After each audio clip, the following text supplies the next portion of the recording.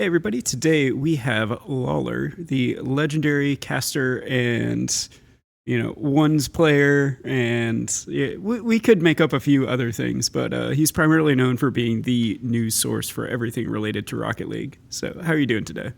Good man and legendary. We'll take that, I guess, with a grain of salt. But I'm doing good, JC. How you been, bud? I've been pretty good. Just enjoying the off season. Ugh, I don't know. I don't know if enjoy is the right word, man. But yeah, to know we have another 6 months left this year and we're starting is kind of crazy. Yeah, there's going to be a lot of fun things coming up. I'm pretty sure. I mean, there's so much space that somebody's bound to do something to try and fill it. At least one or two events. I know Pernav's already working on trying to bring tactical bandits back. Nice. So I think that's going to be a really fun off-season tournament series again. Yeah, I know there's a. I mean, same with us. I'm working on a couple proposals of bringing stuff, but the reality is unless the funding's there and unless there is a way to actually run it without operating at such a massive loss. Um, we can have ideas and hopes and try to put that stuff together, but if we can't make ends meet, then yeah, it's tough to really justify, especially in the state of esports we're in currently. So fingers crossed, because like you said, there's a lot of open space for us to be able to try to like put some things into place. Yeah, and I think that kind of leads into like the topic I wanted to go over. It was like, what is it that actually like is the value in the esport, and like what is the value that then transfers to the players? Like what pieces does everybody bring to the table when it comes to creating these events? I mean, that in itself is a big question, right? Like, I mean, you talk even throughout, I've been doing this for 10 years, and the amount of times I've had a conversation with even like relatives and stuff of like, well, why would anybody watch video game players play video games? Why would anybody? And you can talk that all the way from like content creation all the way up. And it's like the general rule of thumb is people like to watch people who are really good at things do stuff, right? It's entertainment. So when you focus on it as being a platform for entertainment, and then you work down from there, it's like, okay, well, you have to market it. So you need marketing people. You need what it is currently esports is just marketing because there is no licensing rights. It's not like we're competing or we have like the ESPNs or the NBCs or Amazon Prime or whoever fighting for broadcasting rights on these tournaments. Nor do the teams own those. So it's like, yeah, there's a lot of things that we're very much so behind on in esports, but uh your initial question is like, why do we do it? And I think at the end of the day, like esports has always been a passion thing. It's a place where we feel like we belong. It's a place where many of us have been very, very blessed to turn it into something more that it could earn a living when maybe those options weren't necessarily available in other aspects of life. I was previously in sales and I hated every second of it. Good at it, but I couldn't stand going to a 9 to 5. And this was an escape from that and it ended up working out. But yeah, I think at the end of the day, like it's purely for entertainment. We're just here to enjoy selfishly something that technically isn't it's not a necessity.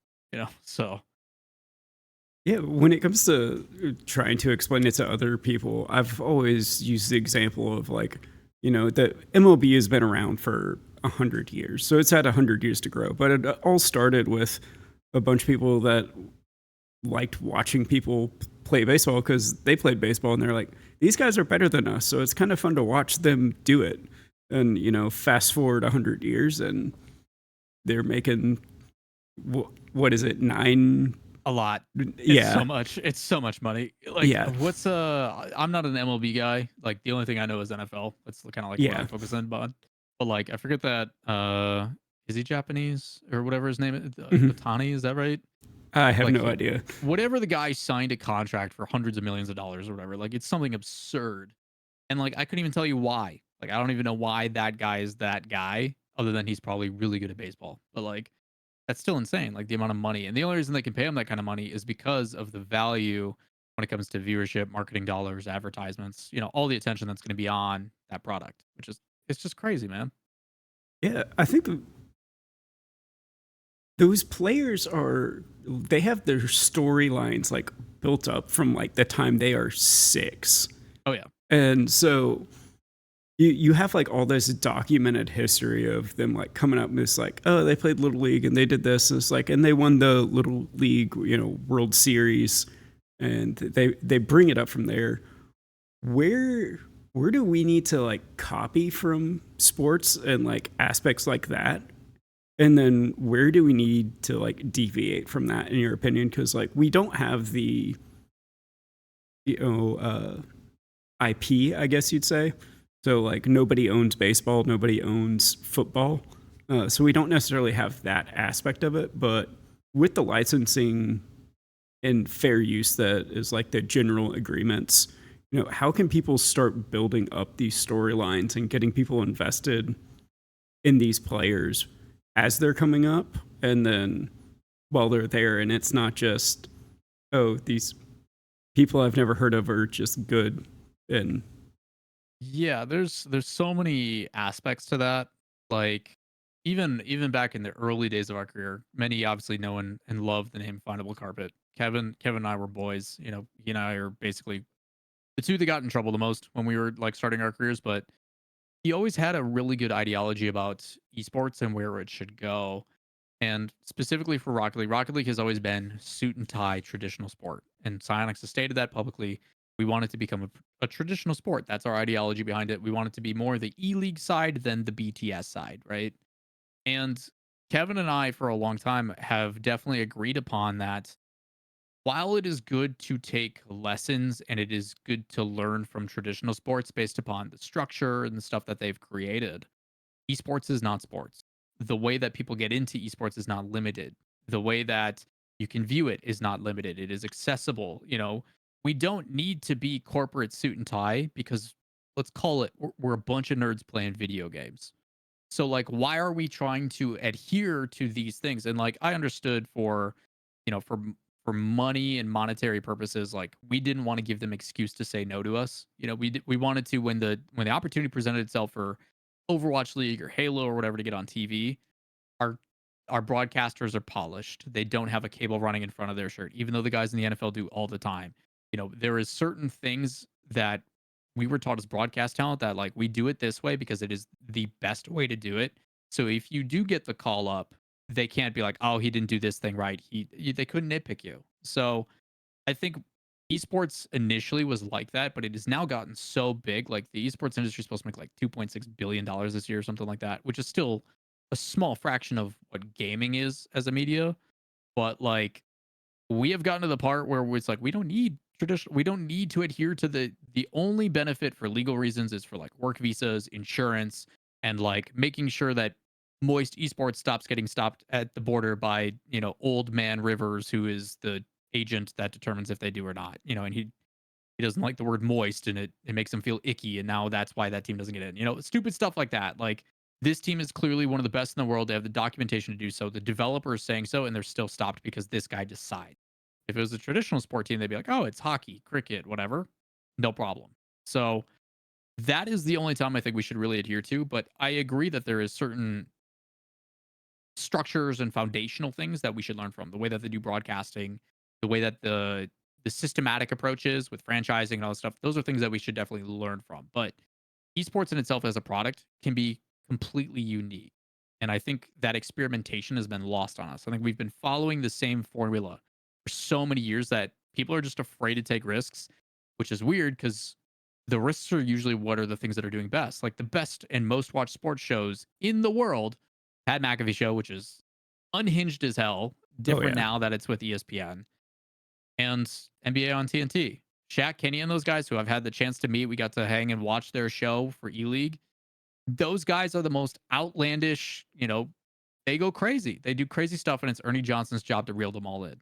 And you can see the imitation and kind of the focus of what First Touch is trying to be with, Stephen A. Smith personality types and all that kind of stuff in the entertainment side. But like the two most outlandish shows in traditional sports are the most successful.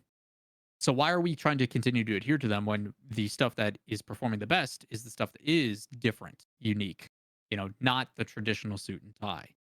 So I think there's so many things that we can learn about the way they do business, the way that deals are done. But at the same time, like you said, the IP, the broadcasting, everything is monopolized. The developer has rights to everything. So unless you have their approval, you can't. So I think there is this weird balance where you do have to find a way to make it enticing enough to the developer, but you also have to have the developer's blessing. Because at the end of the day, if you don't and the developer doesn't care, then you end up with Smash and Nintendo and all the stuff there where they have the frustrations and limitations they do. So yeah, I mean it's never entirely up to us, which I think is the scary thing. Sports, like you said, are free reign. Go crazy. No one can own the rights to a sport. So, but they can't own the rights and become the biggest. And then it's like, what's the point of competing with the NFL? It's just not going to happen. You're not going to win. You won't do it. So I don't know, man. It's a complicated situation. Yeah, I think if we break it down to the most like basic aspect of, what entertainment is, in that somebody wants to watch either something generically entertaining, or they have a personal investment in a player, a person, a brand, a something, and they tune in because of that connection there. One of the things that I've always been critical of the Rocket League scene in general, especially the pro scene, has been the lack of interaction in building that fan base outside of a select few. And so, what do you think is the easiest, like, the bare minimum that if you could be like, if you play in the RLCS, you now have to do X content wise to bring in and kind of pull your weight, so to speak, of bringing in viewership and getting people invested in you, and thus also the bigger picture versus just expecting the bigger picture to give you all of your branding? So there's multiple factors to that because we do have certain ages. At 13, it's very difficult to ask and require the same as it is somebody else. Like you said, we have a path to pro when it comes to traditional sports. You play in flag football or Pop Warner or whatever it is. You then go to high school, college, so on and so forth. And there is years of media training, years of history, years of structural guidance to bring these people up with mentorship. And then they also have the money and the staffing to justify it.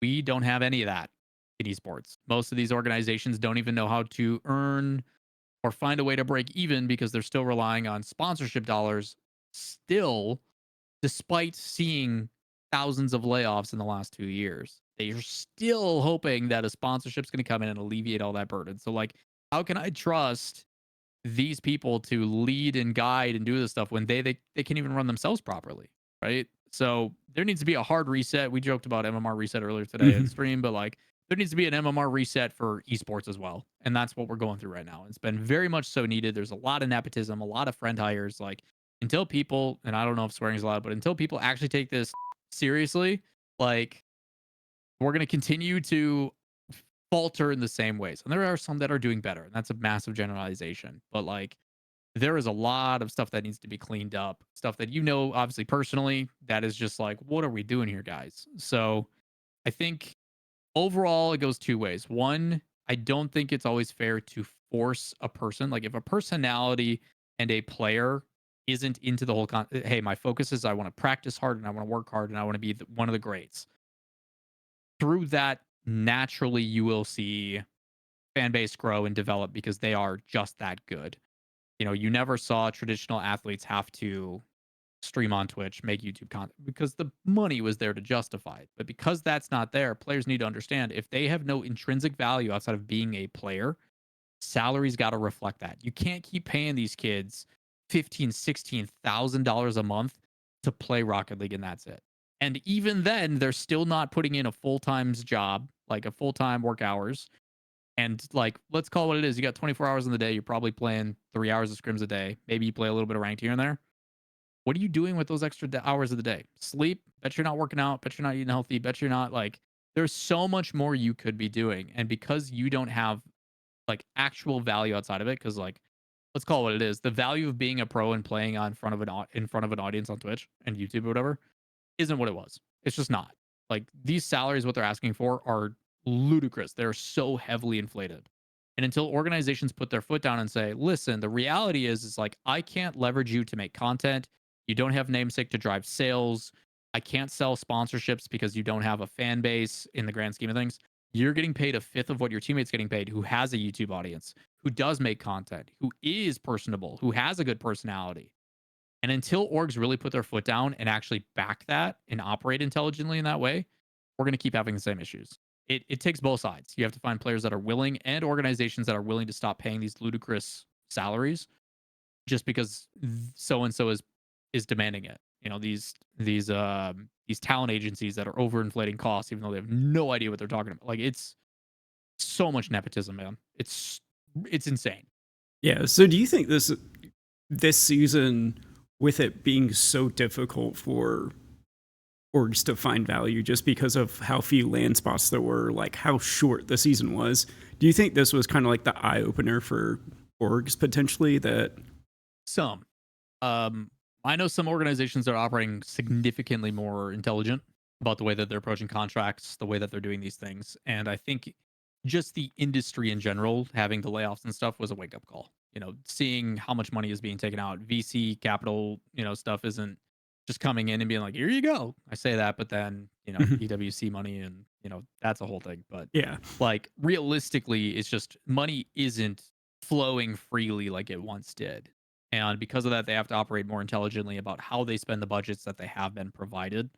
And you are seeing some of that refinement for sure. And some of the big organizations are doing it right. I know some organizations are finally treating their employees, like their actual staff, as employees. So, like, pro players historically sign a 1099 contract. They're a contractor.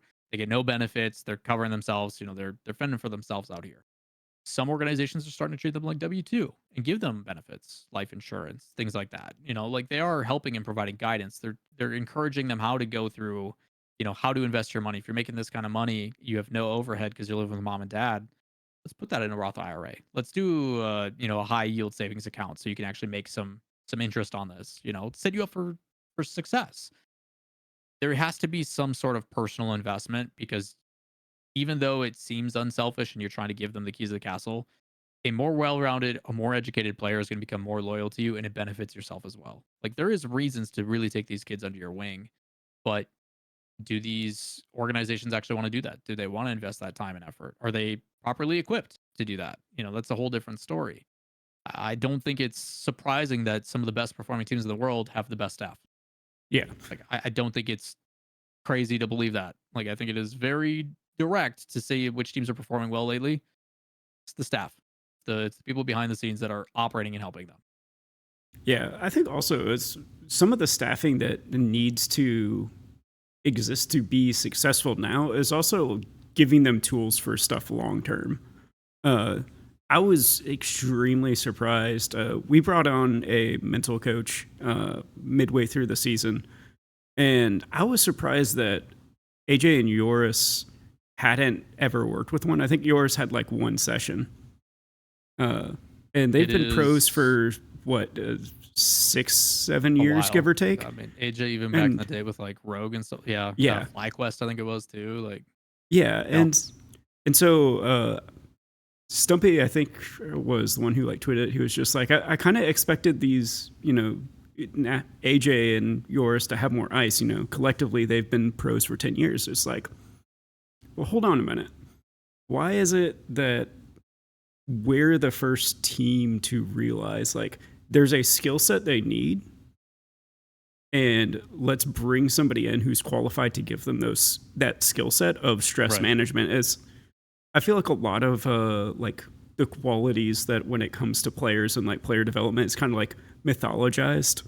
Like, like players need to have ice. It's like, players need to have the Kim. It doesn't happen overnight. It's like you're not just born with natural ability to close out series. Like that's the reason why we for the longest time talked about like, oh, rookies going to a LAN, it's going to be a different environment, it's a different experience, and it's true. Every rookie you talk to that goes to LAN is like, this is different, and the expectation is there. But it's also weird you're seeing this younger generation that just has no concept of consequence.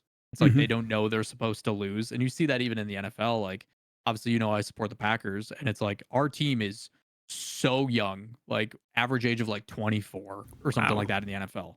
All first year, second years. Like our oldest guy is like 27, which skews it a little bit, but like it's insane. They don't know they're not supposed to go to Dallas in a team that's never lost at home and win. Like they don't know that they're supposed to lose that game. Like for every reason, best defense, the best stat, everything.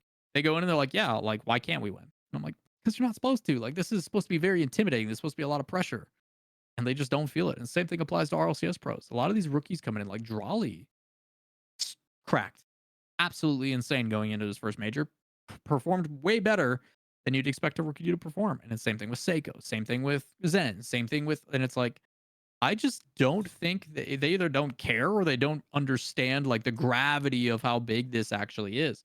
And maybe that's a product of their environment. Maybe it's the veterans on the team helping them, through that stuff.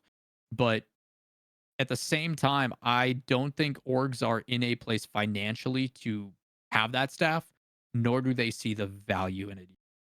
Yeah. I think it is very difficult, and it takes the players, the coach to do the convincing to say, "Hey, this is very beneficial for us."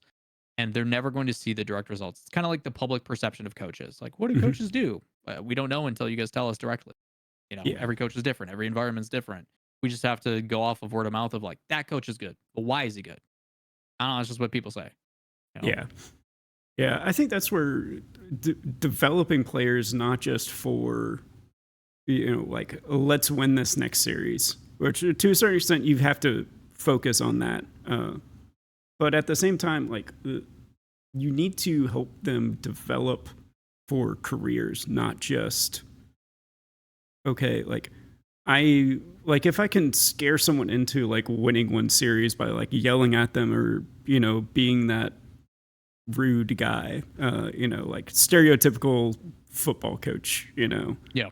uh, that may help win a series, but that's not going to help them become confident players and be successful long term. Because like you may be able to do that once, maybe twice, Right. but then you're sacrificing all that trust and relationship you build for that one series. But then that also sets up a bad environment, and if you're not careful, like that can cost you later. But if every coach, and I'm not saying every coach does this, but if you're not equipped to handle the development of players, like on the emotional side of things, like that's where you need to bring in people. And like that's one of I think one of the best things we did was, even though the results didn't necessarily show this season, I know after the last split, like we had a team talk and just like, okay, hey, like let's go over like what it was, like how we're feeling, stuff like that. And even knowing that our season was over, we were all still able to like, and this was maybe 5-10 minutes after the series, we were able to talk and be like, okay, like here's what we learned this season, like here's like skill sets we developed, like here's how we feel about each other and like what we like, what we didn't like. We were able to have these conversations, and probably like the worst moment you could possibly have as a team. Yeah, it was crazy. I know, like, there's certain players that you get to know and meet through lands and, just through passing, or people that you've, broken bread with over the years. Mhm. Jorius is one of those people that I got to do that last year, a couple times, and have a lot of respect for the things that he's done. And he was one of those players that, like, you see them going through these moments and you see the tweets, and I'm like, dude, I feel for this kid. He's in a different country. He's not at home. He's not surrounded by family or support system. And like you see the message he's saying, I'm like, I hope this kid's okay. I'm gonna reach out because I don't want it to not be okay, right? And it's like very level-headed, very understanding of the situation. I'm just like, I don't know who you've been talking to. I don't know who you've been working with, but that level of maturity and like emotional strength that is happening, despite the hardships and the backlash and everything else, like clearly there is a systematic, or there is some sort of foundational help here to build you to get to this place mentally. And like you and your first reaction is caring about your teammate who is breaking down rather than yourself. I have nothing but love and respect for you as a person, as someone that genuinely gives a crap about your teammates. Like that is something that it's like that is a rare value to find in a player, someone that still has so much left to give in their career. It's like, yes, I would love to work with someone like that. How could you not? So Yeah, it's like it's very commendable to see despite the frustrations of always top 8. Always never like you're never going to get past this like just constantly pushed on you for months. Like, yeah, people are going to bend and break under that stuff. So, it is crazy to see that a lot of these players just don't kind of going back to the initial side of it. They just don't get that. You know, they're just kind of thrown in and now it is which is unfair, veterans' responsibility to treat and guide them and showcase them like, "Hey, this is kind of how it is." It should be a staff thing. It should be organizations with people in place, you know, that are teaching them and showing them the ropes of these are your expectations. Like the amount of players that I talk to, I'm like, "Yo, how was orientation day?" And they're like, "What's that?" I'm like, your org doesn't even sit you down and tell you like, "Hey, this is who you're going to be working with. This is the things that we're going to be talking you through. These are your expectations. This is what like insane, dude. It's Yeah. absolutely insane." I think that has more to do with how Rocket League works in general right now. Is instead of it being uh, like somebody building the team and building the staff around them, or like an org having all the staff and then bringing in a team or bringing in players to help build a team. It's still very much from a lot of people that I've talked to. Here's money, go win. Yeah. It is. It is. And I think that's part of the issue. You know, we go back to the original concept that I talked about how a lot of teams and organizations don't understand because they don't have licensing right. They can't leverage ticket sales. They don't have the ability to license the game or this, that, or the other. They don't understand that right now esports holistically is a marketing tool. And when you don't have a product or a thing to market, whether it be your players through YouTube advertisements or whatever, and ad revenue and so on and so forth, you don't have a brand of value because you're still trying to build it. You don't have, you know, merch. You don't have a product. You don't have venues, you know, bunch of different things of product. And you can go and buy those things. You know, you can go and buy a PC company that is of value and engulf that. And then you put that PC company on your jerseys, and now you're getting kickback because you're using the marketing tool, which is your pro team, to promote, right? So it's like because people don't have those core verticals or financial structures in place, your team is literally promoting your brand, an Yeah. inflated IP name that doesn't actually hold any value whatsoever. Like you can look at ways to leverage that when you get big enough. Like FaZe Clan is doing that now. FaZe Clan is leveraging the likeness of their name to bring in partnerships because they know people will buy stuff that has a FaZe logo associated to it. Same thing with what 100 Thieves does. And, you know, their partnership with Adidas lately. And it's like, those are types of things that you can do, especially when you have org based or content based orgs. You know, like 100 Thieves is definitely Nadeshot's baby, and Mhm. Nadeshot leveraged his likeness, but he was also smart with bringing in Courage and Valkyrie and people with big followings that will boost those numbers by default. Like Beast Mode is the or Beast Mode. Beast Mode's great, but Yeah. Mr. Beast is the best example of this. Every video pulls as much viewership as like the Super Bowl. So how can a marketing team spend their whole budget on one video? Because that's what it costs. Like Yeah. you have to spend your whole marketing budget for the year on one YouTube video because Mr. Beast knows I want to pull at least 100, 200 million views on this video. So he decided to create his own products, Yeah. Feastables, Beast Burger, so on and so forth. And now he is the marketing tool for his product. Like Feastables is going to be $1 billion company by the end of this year. Yeah. Because why wouldn't like you have likeness brand? It's the same things where I look at Moist Esports. I look at I'm like, dude, Charlie, like you have so much opportunity here to make money off of Moist. So why aren't you taking advantage of it? Why isn't merch being pushed harder? Why aren't you? And it's like I can understand and take a step back if Charlie's like, dude, I just do this because I love it and it's fun and I print money Mhm. every video. And I'm like, dope, dude. That's awesome. You're employing people, you're providing jobs. That's sick. And if you're not trying to make money on this, so on and so forth. But like, imagine if you did that, but then also like broke even. Yeah. You know, it's a tax write off and you're making enough money to cover costs. You know, like there's certain things like that. You see with Sky's Toast. You know, you even got Ludwig in board, but I don't see anything Moist and Ludwig related, even though he's a co-owner. You know, it's like the one I see probably doing it the best right now is Kamata with K Corp. Yeah. Like they're making active steps, working with the government locally, which is very French of them, to like provide a venue that like can actually drive ticket sales, merch, like concessions. Yeah, KC versus the world. Yeah, They like what they sold that out they in did the what, like Esports two World Cup hours? before anybody else did the Esports World Cup, dude. Like, Yeah, hey, our team may lose every single game we compete in at this event, which I think they did, but our name is still relevant throughout the entire tournament. We are not dependent on results because our name, which is why the Esports World Cup is so sick, is because teams are not just eliminated from any type of relevancy as soon as they get knocked out because there's multiple events where your organization is being supportive. So, yeah, I hate that the only reason a lot of those teams are being picked up is because of stimulus money, but you got to field teams. So I get it. yeah. Like they got to help if they want to make it happen. Whether the reasonings behind it are good or bad, that's entirely up to people's moralities and so on and so forth. But it's no different than traditional sports.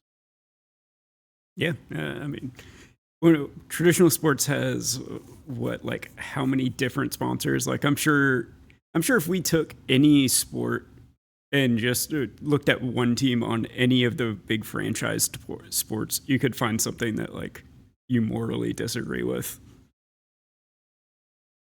Like, Yeah. just because there's so many sponsors and there's so many things like related to them, it's like, yeah, just the food for thought on that is like, at what point do we take like the moral stance on things? And I think that's more like a personal question on. I think some are being it's tough, right? Like I think it's some people are being hypocritical about it where they're not doing it, but now they're being provided instant profit to pick up a roster and they want to be at the tournament that has, a massive prize pool which then allows them to keep like that money buys them time. It keeps them afloat. It allows them to provide and it's like, okay, your morality is potentially in question because if it's sports washing or whatever the result is, but if I don't take it somebody else is going to. Does that mean you should still give it up? There's that catch 22 of that. Same time, it's like this money allows me to support so many people, between players, coaches, managers, staff, like it keeps the lights on. So at what point do you go, hey, if you can't beat them, join them, or do you take the moral high ground and stay on the outside? It's not an easy answer because with the state of esports right now, the issue I have is like I really hope, and I've said this in a video before, I hope for the organizations that have taken the stimulus money that are getting paid a handsome amount from Saudi to field a team in different esports for the EWC. I hope that time that is being bought is allowing them to then create proper structure, proper ways to drive revenue, proper ways to like you basically got a 2-year get out of jail free card. But what I assume is going to happen is people are going to continue to operate the same way they always do. And then we're going to get back to exactly where we are 2 years later, which is shoot, we need sponsorships so we can pay for our team. It's like, why are you relying on sponsorships in the first place? Those should be above and beyond additional things.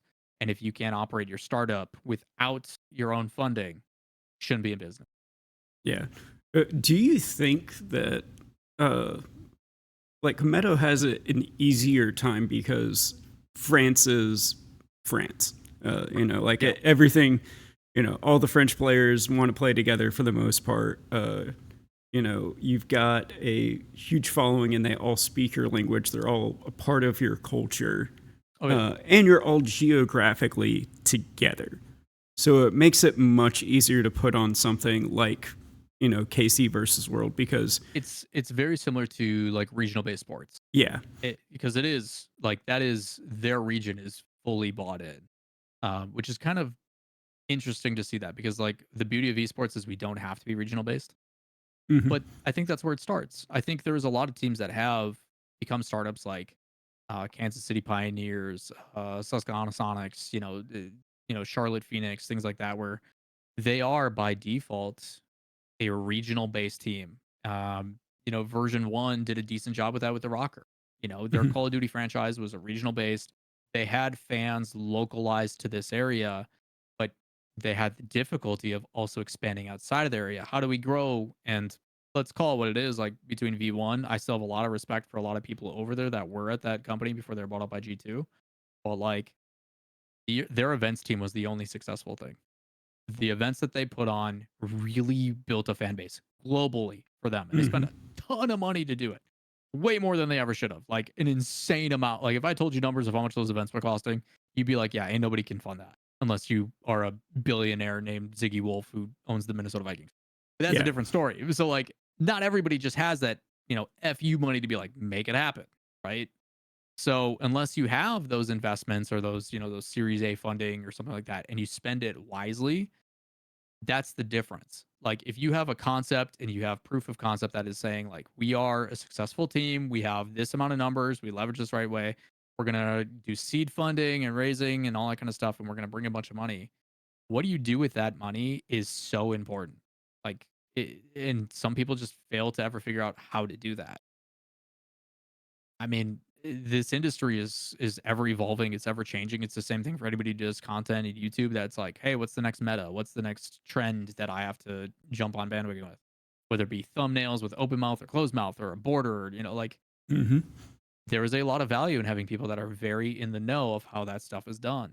So I think the whole concept in itself is just it's so difficult. There's so many aspects, and it's like we're talking a lot of money being thrown around, and quite literally, most of the people running the ships are former Halo pros who have no business acumen.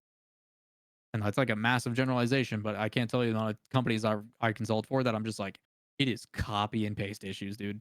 Every single one of them has the same problem.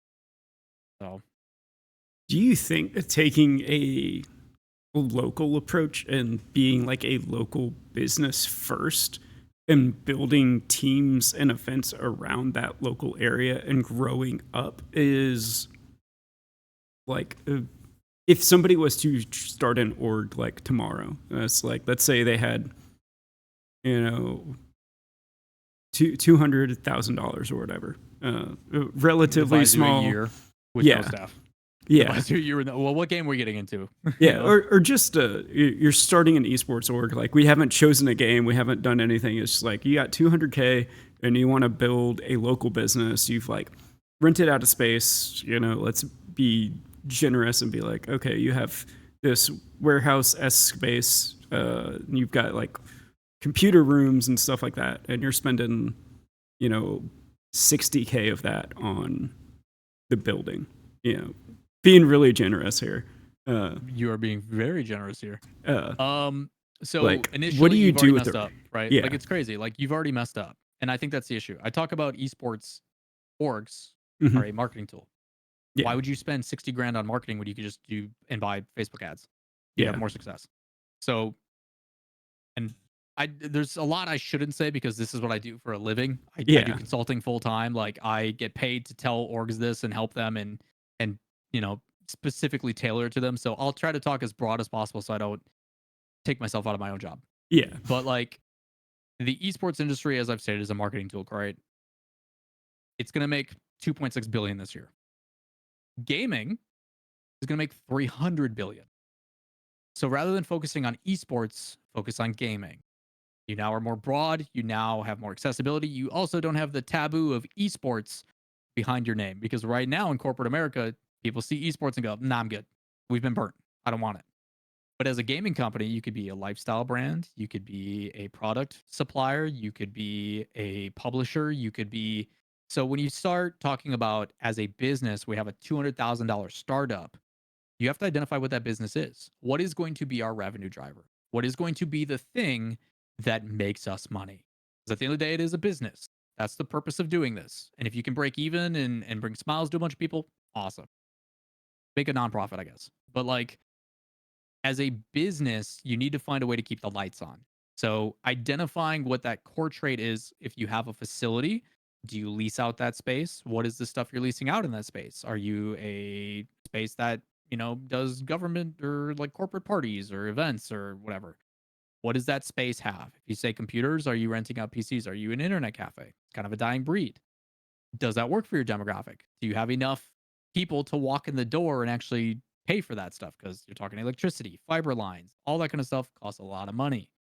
Staffing to make sure it runs, sanitary, like do you have backlog of product or inventory to make sure if stuff breaks, you can still like computers break, guys. Like they get yeah. outdated. Can they play all the like? There is so many things that go into it, and that's where I think a lot of people struggle. They don't think about all of those things. They just go, dude, I want to start an org. I'm gonna spend a bunch of my own money, and then they don't realize, okay, do I have a person who actually understands marketing? Do I have someone who can scout these teams and run these teams? Oh, I got to pay for these players' salaries. Also, I got to get a coach. Hey, I don't have a mental coach even, and now they don't have the ice, as we talked about. Coming full circle. It's like you're talking in salaries alone, like 200K just ain't it. So like if you're just starting, think of it as a startup. You're trying to start up a business and you're trying to find ways to fans develop. And that's why content creators have a much better success rate because they have that brand. They are that brand. People will buy what they sell. So if they leverage that in a way, gives them a massive jump start compared to everybody else. So yeah, when you ask me, it's like 200K for what are we doing? I'm like, well, what's your business? What are we doing to make money? And there's no guarantee that's going to work out either. Yeah. I mean, what is it? 98% of businesses fail within the first, what, 2 years? Yeah, it's like Like, it's even harsher than that now. It's like 16 months or something crazy. Like it is. It's yeah. cutthroat, man. Yeah. I know I've started, I'm trying to think, like two or three. It's like, and it's tough. Yeah, you learn a lot in the first, three or four that you try. Yeah. It's like if you're trying to start a business, like especially if it's your first one, like unless you have somebody like directly mentoring you, Yeah. and like really involved and actually knows what they're doing and also cares that you succeed, like plan to fail the first three or four times, or at least the Yeah. And first two. if you're not deterred by that, Yeah. chalk it up to this is a tax write off. Hmm. If it is a secondary business that you are, supplying inventory to and funding to, but at the same time, like that is a learning experience. You are going to learn and grow from this, and as long as you can keep pumping in the revenue, you're going to continue to learn and grow until you hopefully get it right. And at the same time, there's no guarantee. It's the harsh realities of like as a content creator, people may just not like your content. Yeah. So try a different idea, start again, and it takes a toll on you. Yeah. You have to fail. I honestly think it's easier to learn to flip reset consistently and do like chain flip resets than it is to run a business. Yeah, I mean it's a Like tough it's mechanic, but yeah, yeah. we're talking a lot Uh, different scale than yeah. just putting hours into a game. So Yeah. But that's more for the Rocket League people who are yeah, watching this. Like you have a better chance of pulling off what is it, the Deca reset or the whatever these what's crazy the freestylers up to now, man. With what's the the like stalling. most yeah what's the most recent one, like the Trideca that somebody hit. Jesus, Just yeah, not it for me. was And the yeah old man hands ain't no. yeah Stalling's already too many inputs, and I'm like, I'm good. yeah. Like, But what do you think? We talked about the business aspect of it. But let's say worst case scenario happens and Science is just like, I don't feel like having RLCS anymore. Uh, but we still want to be a pro scene. We still want to have this community, this esport. And they go, we're not going to fund anything, but we're not going to stand in your way.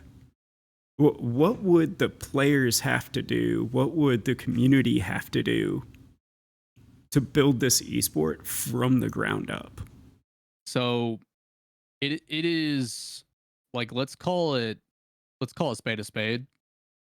Rocket League, say Rocket League doesn't have an esport. What do you think happens to Rocket League? Yeah, Be it's honest, probably not going to stick around. it's gone. Like let's be very honest about Rocket League. You're still gonna have a decent amount of people playing the game and stuff, but like the hardcores, the people that are still here almost 10 years later, it's because of the esport, because of the high level watching these people play. Like let's be honest. For the past however many seasons you want to count, same copy paste, new car, new map, rocket pass, right? It's not enough for people anymore. So if you didn't have people like Lethmere busting out content maps and like things like it, the esport is a big part of the success of Rocket. So I still think there is a lot of people playing this game day in and day out. And I'm sure they still turn some pretty good revenue. But the relevancy, I think, the public light of Rocket League significantly comes from their esport. So if they decide they no longer want to fund it, my hopes is goes, okay, you guys just freed up a ton of marketing budget. What does that look like? Is that just, hey, that's just capital that we now have to take home and send to our employees with bonuses? Or, what are you doing with that? Does that then go into more development? Does that go into, that's where my brain goes. But in order for them to be successful, I think they're already kind of going that route, if I'm being completely honest. Mhm.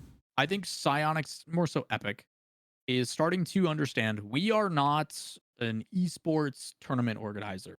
That is not our specialty. And I'm like, you're right. Took you guys a while to get there, but you're right. And there's Mhm. nothing wrong with admitting that. You guys are a car physics company and you crush it, right? You made a really good game second time and it's incredible. It is. It is a very special game. It is to me a staple of like the gaming ecosystem. Not quite to like the Fortnite level, but like this is a game that's going to have an impact on a lot of lives. 92 million player base is no joke. So I think them coming to the understanding of like this is not our expertise, but we do know what is best for our game. So let's take a step back. Let's open the door to ESL, EFG now. We talked about Saudi. They now own EFG, ESL FASA Group. They bought out six of the biggest like production companies in esports and are now basically like, we're turnkey. We can do whatever you want. We're the best, which is pretty true. Blast then came in and was like, well, here's our bid. It's cheaper. And we promise to do the same thing. What do you think? And they're like, 4-year deal, sign it. Let's go. So I think they have showcased like Blast is our marketing team now. They are a production team. It is up to them. We have our ideas of what we want and what we don't want, but this is Blast's job now. They paid us a lot of money that we are providing, obviously a lot to make this happen. They made a proposal of saying we can do it for this amount. Sonics provides that amount. And if that was to go away, organizations, whether it be tournament organizers, esports orgs, whatever, have to find a way to say, hey, with the marketing dollars that we do have based upon our likeness, our branding, or whatever, we have to find a way to make these events popular. And then it becomes a battle of like supply and demand. If every organizer is putting stuff out, that competition is always better for the players. It's always better for the viewers. If you have a bunch of tournaments popping up and everybody's fighting for time and space, the best ones are going to get the most attention. Players are going to go to the ones that are the best ran. It basically becomes a feeding ground of, this refinement process of, okay, this TO stinks. Nobody signs up for their tournaments now. Hey, this tournament didn't run cleanly. We don't want to work with those admins. And that stuff will start to happen, but it goes both ways. If you want to earn a living, content, like you've got to find a way to turn that ad revenue so you can make this a full-time job because the salaries will go away. The organizations will not be picking you up because there's no league to play in because they now can't get anything out of it. And most of them will probably become tournament organizers. And you're starting to see that already from some. I know Kansas City Pioneers hasn't fielded a team in, or no, Pittsburgh Knights. Pittsburgh Knights hasn't fielded a team in like most esports in a while. They dropped all their rosters because they weren't getting any money, and they're like, we run the challenger scene for Valorant, and that's how they pay their bills. They're a tournament organizer, even though they're an esports org. They run tournaments to make money because Riot pays them a bunch to run it, and if they do it more efficiently, more effectively, then that's more profit on their end versus cost that it takes to do it. So yeah, a lot of people are gonna have to step up. Players may have to take it on themselves to do it. We've seen obviously Rizzo and James Bond and stuff come together with all that, but realistically, I think most of the money for the funding has come from Psyonix. So now they got to find a sponsor that can do it themselves, and sponsors right now aren't spending money to do that. So it's kind of scary, JC. Like Yeah. it's really scary if Big Daddy Psyonix goes no more, like cuts us Mhm. off at the kneecaps, dude. Like we'd be in trouble. Yeah, I think the one thing that would be really simple to do that I honestly don't get why it's a rule because they're like one of the only companies to do this is like not allowing entry fees for tournaments. Like, I think if they changed that one rule and stepped back, like, I think the community would be able to pull out and Yeah. create an RLCS 2.0. We've seen a lot of organizations be like, "Hey, I'll like show match.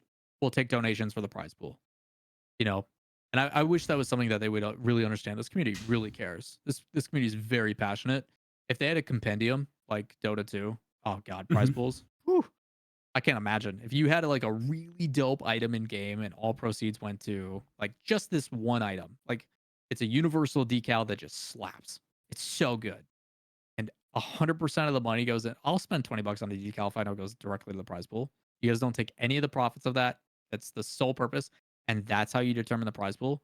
Stop spending 2 million every year and just let the community fund it. Put your efforts into, oh God, I can't imagine what prize pools would be. I would be really interested to see what it went. So I'm curious on like Epic's ideology is they want it to be inclusive, accessible. They want as many people to be able to sign up and play and enjoy, even if you have a 0.001% chance of actually like making it to the top. Statistically, like pros are really good. So I think entry fees would do some good because it would allow your intro level tournaments, the pop-ups at a bar, I remember back in the OG days of like season 1 or season 2 maybe, we would go to like downtown LA and people would be throwing tournaments in a bar illegally because they didn't have licensing rights, but like you didn't charge an entry fee, winner would get like a bar tab. And the reason why the bars were okay with it is because we brought a bunch of people into the bar that are going to be spending money on food and drinks and stuff while they play. And it's like if they could charge an entry fee, well, now they can start making money on this and they can start doing it more and it starts scaling and it becomes a thing. I think there is definitely some validity to that. I don't think it's necessarily I think it's a good way to jumpstart and provide a foundation of support, just by people signing up. But there's also going to be that deterrent of like, I could play in this other one that's free versus me signing up and having to pay. What do I get for paying? So that in itself is going to become its own like ecosystem of like, what's the general barrier of entry cost? Um, do those monies go to better PCs and more, stable tournaments or, I don't know. Like it depends on how that all builds out. But um, I mean, if the melee scene can do it with how much Nintendo fought against them even yeah, existing, I think with for how as long as they passionate, have. yeah, I think with how passionate the Rocket League scene is, that if they were given just that little bit of space, uh, and basically that go ahead of, hey, y'all do this, or like Nintendo's done recently, where they have like a licensing to where Yeah. it's relatively straightforward. Like they still reserve the rights. When's the last time you took a look at the community guidelines? After the latest update Yeah. that they So had. I looked at those obviously pretty recently because I'm trying to run an event and stuff. And there's definitely some big limitations in there, like how much um how much you can give out or how much things can cost, like distribution of prize pool, accommodations for room board hotel, stuff like that. Like you're gate capped pretty hard if you're trying to do a bigger event. Yeah. And the amount that you can make off an event is capped very low. I think it's like 15K or something like that. Like Yeah. if I bring in a sponsor, my sponsor is basically alleviating costs and then that also reduces how much I can do towards prize pool, how much I can do for appearance fees, how much I can do like the things that actually draw numbers. Um I'm limited in that way. Like it's all encompassing and things like that, like if they alleviated that and we're like, "Hey, we understand that like if you can go and secure a sponsor, as long as we approve the sponsor, sky's the limit. If they want to give you $250,000, we're okay with it. Obviously, right now it's not even close to that. They're just like, no, we want that. We want that money then. Yeah. If they removed those limitations, I think those things would also help because, like, I don't think you need an entry fee if I just say, hey, I've got a good prize pool. That's the money that we've raised. We've got a really good prize pool. We'll cover production costs, this, that, and the other and we can then go to sponsors and say we've got the best teams, we've got uh the best restaurants, the chillest, food or whatever. Mhm. I forget the copy paste is. Jorby's knocking over your McDonald's, whatever we're Yeah. closer on. But yeah, like if they remove the limitations on how much profit you can make, um, I think it would help. But even still, like, what was it? Ludwig and them did chess boxing, Mhm. and I think they lost 20K on it, and it cost about $200,000 to run.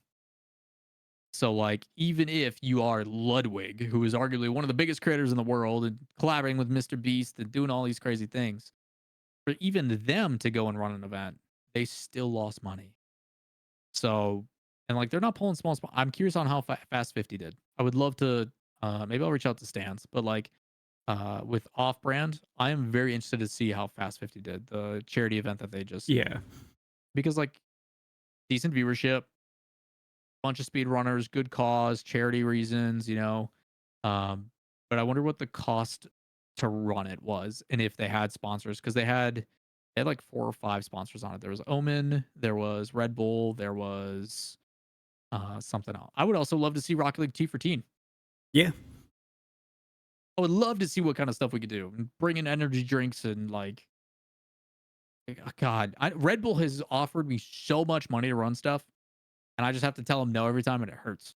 Yeah. Like they want to provide like a league for people to play. Like so upsetting, dude. But we can't. We just Yeah. can't. Yeah. And I get it. That's like removing the restriction on the community, I think, is probably the biggest thing. Like obviously you still have to have some level of like protection, and Yeah. you ultimately And, still like, have like veto rights. So the way they do that is licensing, right? Yeah. So community guidelines are there to say you can do whatever you want as long as you adhere to these things. Mhm. But we have the right to shut it down if we go, we don't like it, you know, for Yeah. whatever reason, because they own it. Yeah. And then once you go into the bigger events, which are some of the things I've done, you then apply for a custom license, which Mhm. goes through a legal process and this and that, which means, hey, you have followed our guidelines. We are hand in hand working together on this. We have provided you a custom license to broadcast and do like you now own the rights to whatever you're doing, and we can't tell you no. So those are the differences. And I think if they lean more into the guidelines and kind of removing those kind of gatekeep things of like what is required for custom license, I think it would help. Um, which I think goes back to the ideology of what Epic is trying to do. I think Epic is trying to get as many people playing their game as possible, hence spreading out the prize pool, you know, Robin Hooding it a little bit, giving from the rich down to the poor a little bit, you know, opening up how many points are provided, and you know, top 128's getting paid out, even if it is only a couple $100 or you know, whatever it is. But like they are trying to, from what it looks like, get as many people playing their game as possible, because that in theory then should trickle back into the shop and you know, Yeah. monetary stuff. Um, so by reducing limitations and making more of these tournament opportunities where people can sustain running tournaments, that should hopefully in theory get more signups, more people playing, you know, a tier 2 or an amateur system, and like creating those like things that Counter-Strike honestly has. If they take a step away and just say, "Hey, TOs, I don't care who you are, go crazy. We won't stop you." And we get more of like a Counter-Strike type ecosystem. I know casters that are getting paid 6 figures to work with like tier 3 Counter-Strike teams, because the funding is just like, dude, we have so many signups because this is the majority of players. Like, Yeah. why not? Let them go. And like that ecosystem then just funnels into the pro scene, and it becomes self-serving. It's sick. So I think a lot of things they could learn from the way Counter-Strike has been doing it, because Counter-Strike's been doing it for 30 years. So Yeah. I don't And know. the best part is for the most part, Valve just goes, "Oh, you want to do something? Cool." Yeah, they hit you with a thumbs up and say neat. And then they're like, make a couple adjustments here. But they've Yeah. got a committee, I think, of like 10, 15 people Mhm. that work on their like esports side of things. And they balance that between CS2 now. I shouldn't say CSGO, CS2 and Dota 2. And they provide guidelines and some guardrails and say, hey, like, make sure you guys, hey, don't do that. We would prefer if you don't. But other than that, no limitations on prize pool, no limitations on locations. Like, go crazy. And it Y- works. Works really Yeah. well. I think one of the biggest things that surprised me, just like through doing this podcast and everything, is how big Rocket League is becoming in South African schools. Yeah. Like, I think that's probably going to be the biggest feeder for the Rocket League pro scene, or Yeah, really just the Rocket League scene in general, because it's so easy for like, to coach at a basic level. It's not hard. It could take you 20 minutes to teach somebody enough about the game that if they have any other coaching ability, that they could be like, okay, yeah, like I know how to be a coach, and now I know enough about this game to get the team to be coherent. Especially like at the not even amateur, like high school level for like the average. Right. Like we have state championships here. We're actually the first state to legally recognize esports as a thing. That's Uh, cool. so Arkansas finally takes a dub. Uh, but that's that I see with it being so friendly. Uh, like, how are you going to like morally object to car soccer? Like, what's like your Right.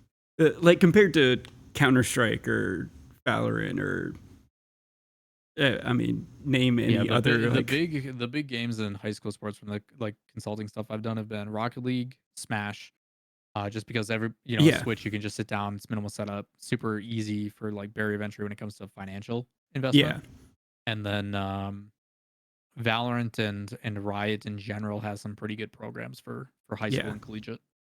yeah, except in a few certain states because of 10 cent holdings. But that's a Yeah. I think that was probably I think the funniest esport tweet I've ever seen. I don't know if you saw it where it was just Mhm. one of the colleges was like, yeah, we had to cancel scrims because our state legislator uh, said we can't play Valorant on our computers anymore. Because of Tencent. Yeah, it was around that Interesting. whole. This was like before the like, or I think like as like the TikTok thing was Okay. starting, and 'Cause some I know local. there's a big backlash with like with Overwatch League and some of the Mhm. players like holding up signs and stuff for like Free Hong Kong and everything else too, and like all the Yeah, stuff that was going on with that. yeah. Like there was basically just some of the more Republican states were like, well, we're not going to wait for the federal government to ban TikTok. We're going to say you can't use anything that's basically got some sort of Chinese holding company on Okay. state-owned computers, and so therefore, like League of Legends and Valorant could no longer Interesting. exist as an esport in their state for the schools. Uh, Each their own, man. Even at Each their own. colleges, so that was just another interesting thing when it comes to esports. Yeah, I think we focus a lot on because our players can be 13 Yeah. with epic based games. If you're good enough, you're probably doing it before you get into high school, Hmm. college, so on and so forth. That's not to say that you don't find a passion later in life where it's like, hey, I'm more sports focused. My buddy's like, oh, you like sports? Check out this game.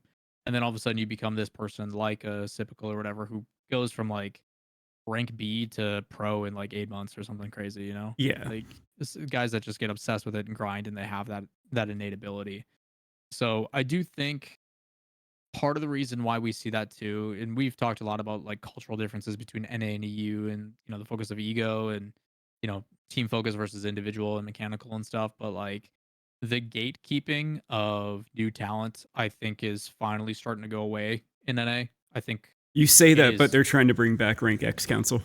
Oh, I'm sure some stupid thing they'll try to find a way to protect themselves, but like the reality is like some of these young kids are really good. And Yeah. while people like Wavy didn't get a single tryout and had to make his own team, I think you are starting to see some of them wise up a little bit to say, hey, Moist wasn't a fluke. Like Five Up, Horace, some of these kids, Frosty, Scribbles, like they're gonna get an opportunity. They have to. Like you can't ignore them to a certain point. And I think you're gonna start to see more people try to look through the rank leaderboards and say, let's give them a shot at least. Let's put them in some professional scrims and see what it looks like. Because what do we have to lose? Like, we can get this. And as an organization, you go, yeah, there's no buyout. Hmm. He doesn't know better. He's going to come in at a low cost. He doesn't probably have a fan base or whatever, unless he's, smart and streams and this and that. Not everybody's scrub killer when they were, 12, being like, can't wait to Yeah. stream as soon as the day I turned 13. Like we don't have too many of those, right? Even like Life, who was on a Switch, you Hmm. know, and then the community got him a computer and like is Life still streaming? I don't know. Like I don't know if he's still grinding, but Uh, like I've seen it. He's been competing in a few like of the weeklies. So yeah. So it's like you're still seeing the competitive side, but like the branding side and the content grind and stuff just maybe doesn't have the desire because it's summertime and much rather go out and hang out with his friends, which I totally get. yeah. So like I think there's going to be hopefully a little bit more of ascension, and like because of that, maybe we will see more high schoolers, early college get opportunities.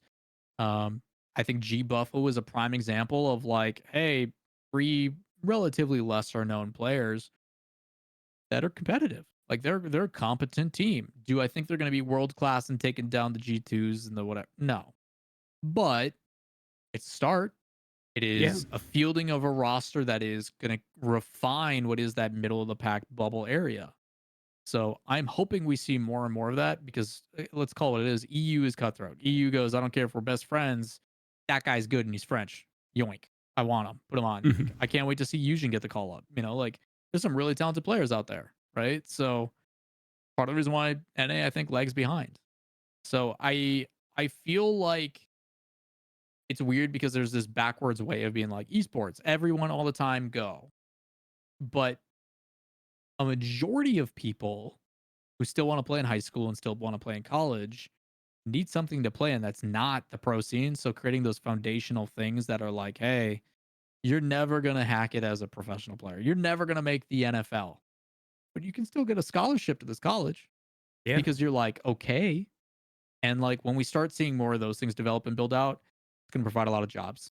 You know, you're going to start to see those school programs develop and this and that. Like I selfishly am probably going to apply for a director position at a local college because it's, you know, it's 60K a year and like who's more qualified than me in this state? Like let's call like not to toot my own horn, but like realistically it's like yeah, I my resume can be something that can really help this program be successful assuming that when I look into it, the funding is legitimate and like, you know, I got to do Yeah. my due diligence too. So it's like you're starting to see those become opportunities, you know, and with the industry the way it is, you see people like Turtle, you know, Isaac, who's crushing the music game and doing everything, and much love to Turtle. You know, he's now taking up nursing and doing other things to make ends meet. And it's like, you've got a lot of valuable skills as a former pro who played in a scene, who has casted, who works with the develop. Like, that is good leverage. Turtle can easily go and talk to a Blast or a Psionics and say, "Hey, like I'm working as a coach, you know, a teacher, whatever in these programs." And that's where I think we might see a really big change in this industry. Foundational help from people who have lived and breathed and done it, going in and being like, "Yes, I will go teach a course. I will go educate. I will go do these things." When that will happen though, when we see that like everlasting change, I mean, it might be a decade, it might be 2 decades, it might be, you know, it's gonna take a long time. But, Yeah. you know, I can't wait to see, you know, the God, what's his name? Mr. X, you know, the OG like Call of Duty Mhm. guys and stuff, where it's like, "Hey, you're not casting anything anymore, you're working very corporate end type stuff behind the scenes." I would love to have history lessons and be taught about esports from people that have been there since day one, you know? I know I was very privileged to have like our mentor was Golden Boy. Like, come on. My first person working in the esports industry was Golden Boy. Yeah, very privileged experience to learn and understand and know like how stuff actually happen. Like that gives us a massive leg up. And I think bringing those type of people into the more corporate or the more business side of things when it comes to schools, high schools, colleges, things like that, where you're actually educating people, Mhm. is going to have so much more value. It's going to really shape this young demographic moving forward. It can make a huge difference. It really could. Yeah. And to be on the selfish side of it too, like I think there needs to be more people that have business and life experience outside of esports that can come in 100%. and be like, hey, where's the money? Like, how are we developing this for like a long term, like, and not just okay, cool, hope you go viral, and then okay, cool, you went viral once, you got lucky on one video, but cool, people talk about you for a month. All right, it's a month later, they're not Yeah, talking about you anymore. Like, there's a lot of, you know, through the consulting and stuff I've done, obviously, and I've worked as high as like C-suite, mhm, like COO stand-in to, you know, entry level stuff. Whatever's needed, I feel pretty confident in doing. And like there's a lot of the employees that you get to talk to and discuss, and they're like, and they'll level with you, be like, realistically, man, I don't feel confident in this.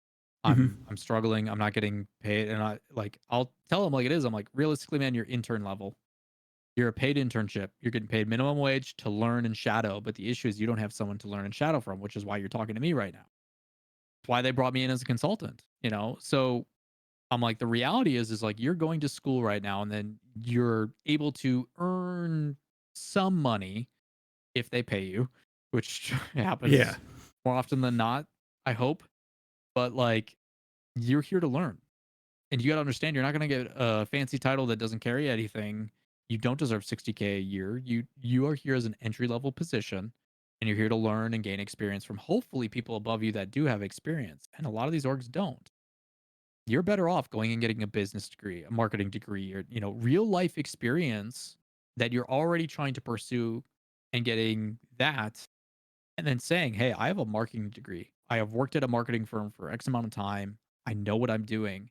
And then you can bring that to a company in esports and go, "Hey, this is a little bit more traditional, but the things I learned, the things we did, now I just have to adjust them slightly to make sense in the esports world." And now you're extremely valuable because you have real life stuff, corporate, structural things that are going to be around for a while, and you can impact the esports industry at the same time. And that's what I tell them. I'm like, realistically, like you should be getting work experience in a thing that is transferable. But like, yeah, definitely go with the guaranteed job. Don't follow passion thing. Like you like in today's day and age of esports, it is, you probably won't have that job in 3 months, realistically.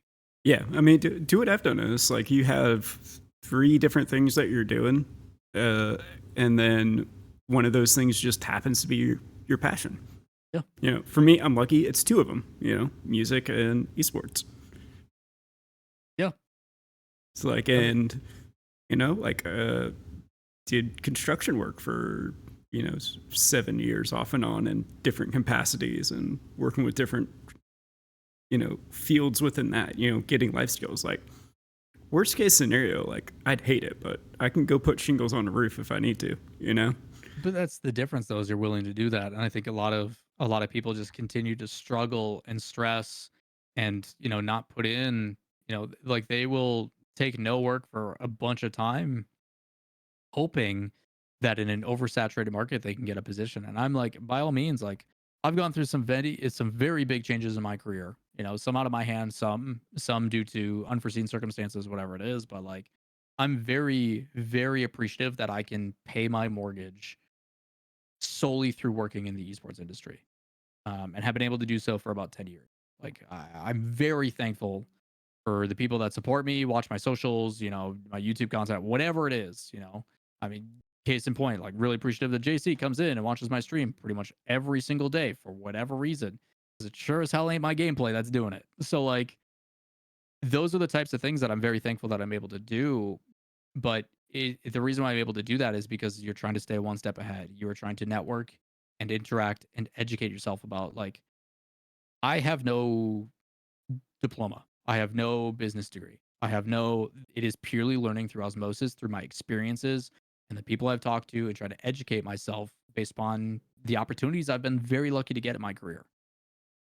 But that experience, which I really love about the esports industry, holds more weight than a piece of paper that says you did the thing and regurgitated information in a class you heard. So one thing that I love about esports is your experience outweighs a piece of paper. Yeah, I would say that's changing a lot in the corporate world too, where like college Yeah. degrees just aren't as worth it. Like outside of things that are very technical, like STEM degrees, like Yeah. Yeah. Yeah. like business degrees, there's definitely a place for them. But like even with them, it's like having a business degree does help you with like the more like structural, like here's how you set up an LLC, here's how you like deal with all of the really boring stuff, which is important. But the actual doing business part is dealing with people. And that's something you just have to go out and deal with people and fail miserably and then fail a little bit less miserably. Dude, if I could implement one Yeah. prerequisite to being a professional player, like, okay, hot shot kid, he's 13, he's cracked on the sticks, he's better than Zen, right? He's the next Zen of Rocket League, right? And be like, you know what? Before we sign you to a contract, you have to work 6 months at a fast food place or like a retail job dealing with Mhm. Karens. Like that is a Oh, requirement. yeah. I would just be like, this is what it's like out there. All right. Mhm. And like give them some of that appreciation and be like, I never want to go back, like I would love Just that. yeah, just make them hold shingles up a ladder for 1 week, and Gosh. they'll And appreciate. then give them the paycheck difference and be like, "This is how much you made," and then be like, "Wait, so you're telling me I could just play video games and make 20 times that a week?" And you're like, "Yeah, that's why you work hard so you can keep your job." And they go, Yeah, "Okay." so you don't And have to then do this. a lot of them like there was a lot of pros. I mean, like shoot, like Remco. Hmm. Remco still had it, bro. Yeah. Remco was good, just lazy. Hmm. Straight up, just didn't want to put in the time and the effort. And he looks back at it now. He's like, "Oh yeah, if I would have just applied myself and worked harder, like I could still have competed for a few more years. I could have done all this and that." The backlash I got for the whole like build your brand thing, and now you're starting to see, you know, the Reddles, the Jacks, the whatever that can go and demand like crazy salaries because to them the value they provide to an organization is more than they could ever provide as a pro. And it's Yeah. like now you're the best of both worlds, and you have all the leverage in that conversation. You can literally not have a team. Like, not saying this is the case. Reynolds could be dog water at the game. He could be absolutely terrible, but still like competent, like top 16 capability. He's still going to get an org before a majority of these superstars because he has value. Yeah. That's one of the things. Like, I'm surprised. Like, people like Coconut and Mizu still haven't found orgs with how they're top 32 level and Oh yeah, like massive like followings. selfishly, if I'm owning an org, right, Hmm. I'm going to go provide a decent content creator salary to 3 content creators like Coconut, so on, Tenacity, so on and so Hmm. forth. That's my RLCS team. Yeah. And I'm gonna make bank. I'm gonna make Yeah. so much money off of those 3 because to me they have value. Like if I was an org, the first team I'm signing, Turbo's Cheeks, Oh yeah. straight up. And we're gonna make so much content around those 3, and we're gonna do merch, and we're gonna do stuff that's very endemic, and we're gonna do like actual usage of our. Oh, dude, Yeah. so much money. I mean, it reminds me of What first was team it? I ever Uh, Dignitas. yeah. So Dignitas back in League of Legends used to have a player named Shushay who played as Gragas, I think. Sounds right. Did he just throw barrels at people? He was cracked. Um, After they went through their kind of falling out and they had like I'm a cutie pie and all that kind of stuff, they literally signed 5 of the because they still had their LCS spot, they signed 5 of the biggest content creators in all of like God, what's it? Special Hmm. um and not Wild Turtle. I can't remember. That was such a long time ago. Most people watching this are like, "Who the heck is he talking about?" But like big, like it'd be like signing Squishy, Sunless, Musty, like all on one team, and they were dog shit. Like they were so. I don't think Yeah. they won a game, let alone a lane. Hmm. But it didn't matter because the org made so much money off of like the viewership and the draw that they pulled. They made so much money off of merch and stuff because it was more valuable. Like if I'm an organization, any organization who watches this, stop paying insane salaries to players. Stop spending the 15K a month per player. Go pick up Jamaican Coconut, Alpha Cap, if he's still not, or if he's not with Deleted anymore, whatever. Go pick up those people, make a content team, have them play together, banter, this and that, make content with them. You'll make so much money and you will grow your org so fast. Yeah, and Free then advice. you could call them the academy team and have them play the pro team for content and help the pro players Oh, dude. get branding, and then yeah, like Yeah.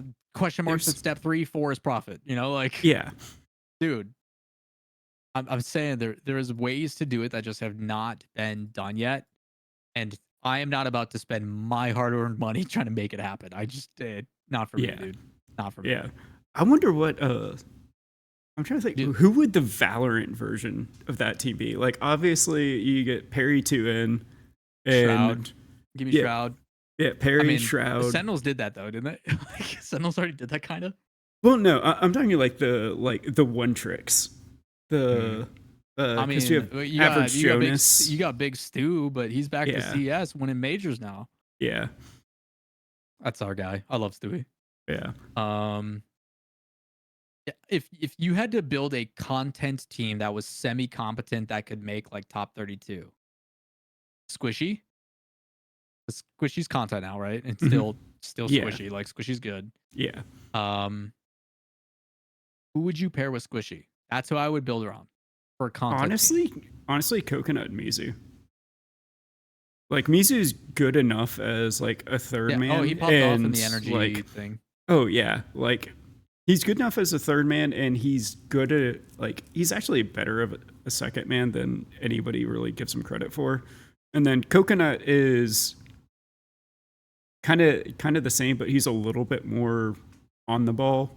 Mm-hmm. And then Squishy can fill in wherever he needs to. Like Squishy is actually a pro. Yeah. yeah, like I think Squishy, I still think could compete on a top like 12 team. Like, oh Squishy's yeah, good, but yeah, for the career he's had, I don't blame him for stepping away. Like boy's farming right now.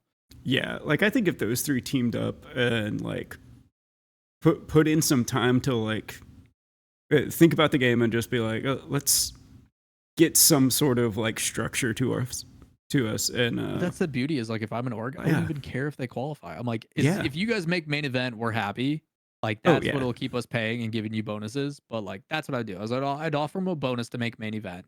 I don't care if you go 0-3 main event, just so you can like give us a team stream and like Oh yeah, stream your like I wouldn't even force a team stream. Like guys, stream your paths, make content out of it, go crazy. Yeah. You know, we're gonna sit and lurk and rip all your content and make cool stuff out of it. But like, I don't think I'm like guys. I don't want you to think that you're pros. You know, yeah, like have fun, make this about having a good time. You're good enough to where that kind of gets you further in the bracket. But like, dude, I'm just saying, like it'd be a different approach, and yeah. it wouldn't be a bad idea. And I mean, the thing is like if you have that, and if we get 3 or 4 of those teams, every split, like, because I think what was the Alpha Keps team? Didn't he play with Squishy and like Alpha almost Keps, qualified? Squishy, and Kofer. But Kofer, yeah. It was a good team. Yeah, like they almost qualified. They were one series away. They knocked out deleted in yeah. uppers and brought. Yeah, that was that's a facepalm moment right there. I'm not surprised by it though. Yeah, I mean that's Rocket League for you. It is. Yeah, I don't know, man. I just think there's some more creative ways that organizations can one be spending their money, or just like coming to the reality of like, yeah, this just isn't worth it and not spending it at all. And I think that's kind of where we're at in some spots. JC is where people I think ultimately are just being like, why are all these orgs dropping out? I'm like, it's not worth it. You've got this long off season. It's only top 4. You know, there's no wild card opportunity. There's no last chance qualifiers. There's no, you know, so after these 6 months, statistically, not going to do it. And like, we're going to sign you for a year. We're going to pay you a salary with bonuses if you get further in the bracket, you know, but we're going to try to do this for as cheap as possible because it's all we can afford. Yeah. And as soon as that's up, we're done. You're free agents. Go crazy. We don't even care about buyouts. Like, I don't know if you're able to divulge like what the situation is with M80. Like your guys' season's over, which is really sad. Like it sucks to see, you know, already, you know, we got 6 months of the year left with who knows what's on the horizon, but like you guys spent so much money. Yeah.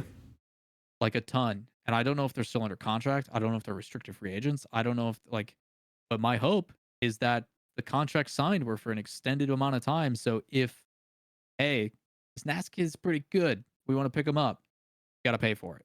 Hey, Joria's, you don't want to be with us anymore, you want to go elsewhere, got to pay for it because that's the only way you're going to recoup some of those costs. And if they didn't do that, person needs to be let go. Yeah.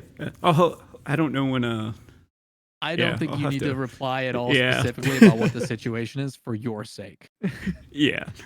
Like I think to speak broadly, like I think I don't think teams are really going to get signed till the season's announced, if they get signed at all next year. Yeah. And I think this is the wake up call for the players that like you need to be.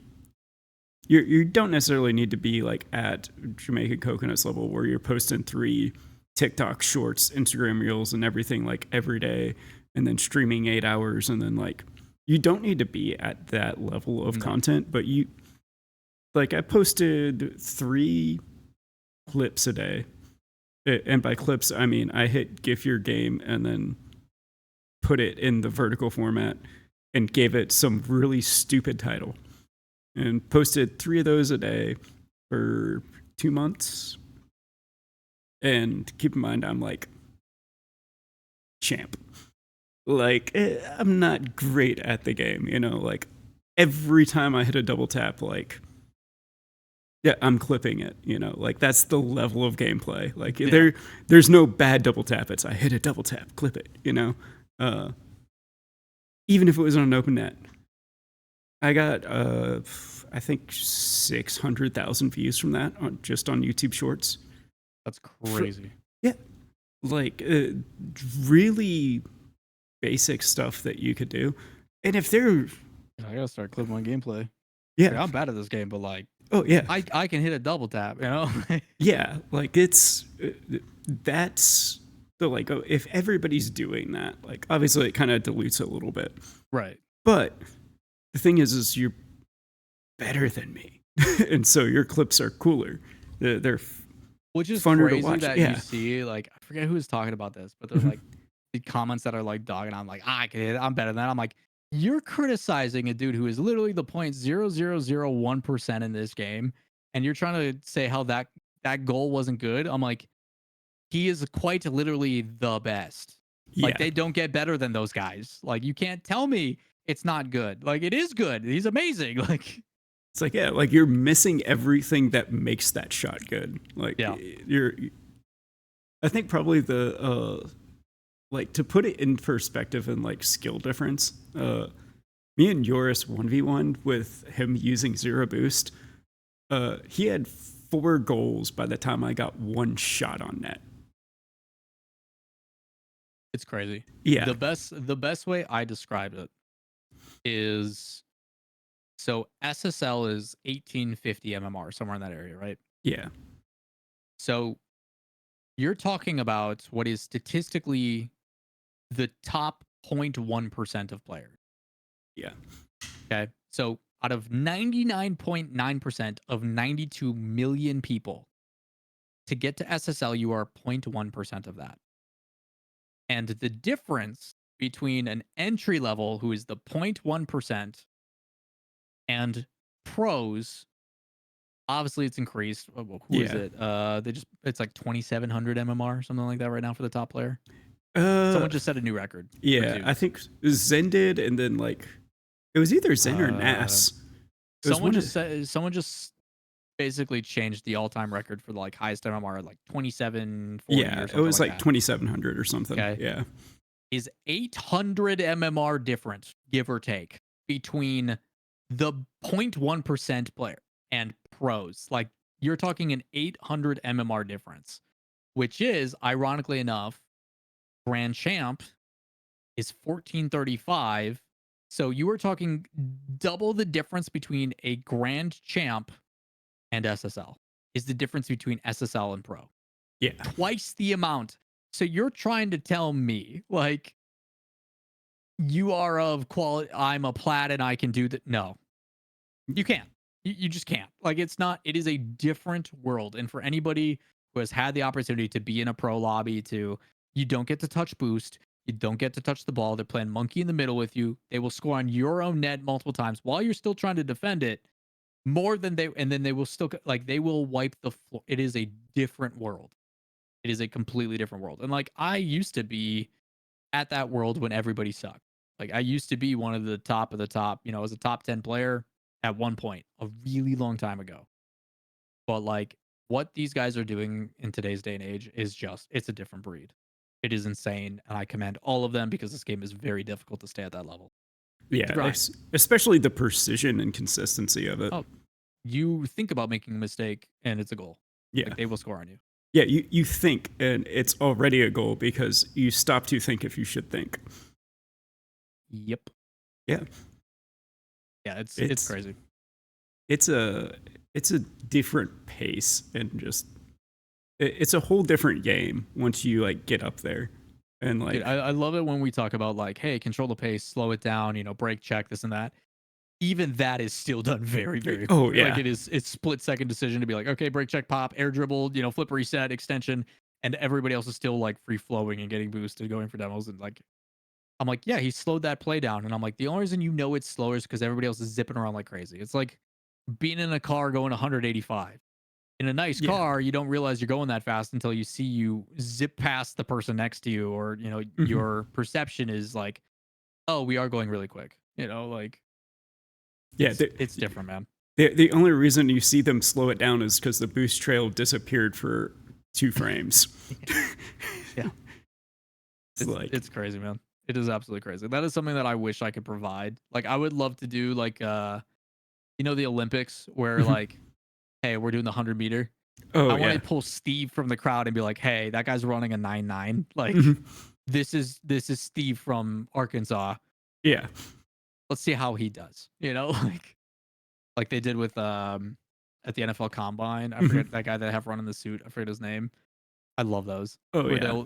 they'll do like the ghost of it and be like, this is him running against the best in the world, the fastest ever. This is him running against a 400-pound lineman. He Mhm. still loses, like you don't realize how fast that guy is. He's running like a 5.6 40 at 340 pounds.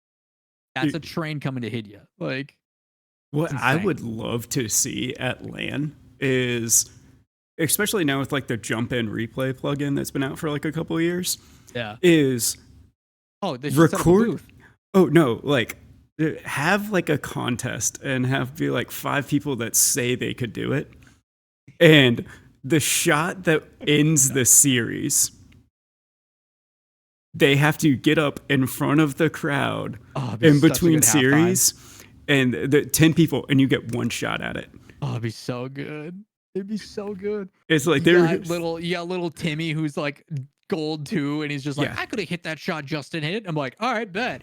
Come on stage in front of this crowd and hit it, bro. And like, yeah, like oh, that would be so good. Like I would love to see that. it'd be humiliating. But if he hits it, we got to give him like 10 grand Oh or yeah, something. like there's the thing is like that's content for days. oh, it'd Like be so funny. It'd be Like- so funny. man, like especially if like we pull up like the Twitter, like what was I'm trying to remember like what night show it was. Where it's like they read the mean tweets. Yeah. Like Yeah, I and would then you meet him in love, person. Like, Yeah. Oh god.